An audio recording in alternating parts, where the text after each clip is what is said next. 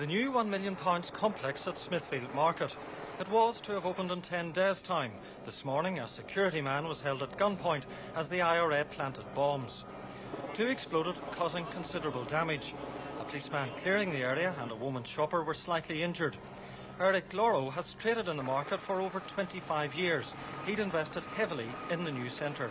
I put 2 new windows and special lights and pods and everything else. We had the window dressed properly for the grand opening.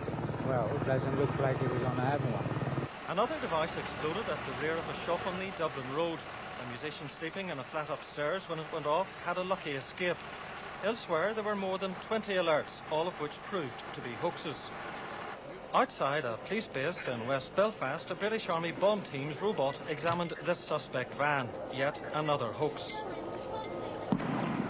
At Roselawn Cemetery on the outskirts of East Belfast, an IRA car bomb exploded shortly before the funeral cortege of Reserve Constable Peter Nesbeth was due to arrive. The 32-year-old constable and assistant scout commissioner died in an IRA bomb attack on Tuesday night. Mourners, including his distraught mother, were told that the funeral would be delayed because of the bomb and another suspect device. The cortege passed the spot where he was killed and was diverted away from the scenes of other bomb attacks and hoaxes. The hearse had to be left outside an East Belfast police station as Constable Nesbeth's family waited inside. 3 hours late, the cortege arrived at the cemetery.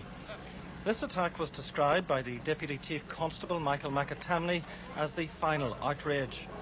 The IRA said they did it because of what they claimed was RUC brutality at the funerals of nationalists.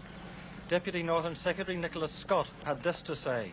I think first sympathy for the family who've had their right to bury their loved one properly has been disrupted in this way, and secondly disgust, quite frankly, that the IRA should have behaved in this way at a funeral, to seek to disrupt it. I mean, even in war, people have had the right to bury the dead with peace and dignity, and I think the fact that they've behaved in this way really is a total depravity.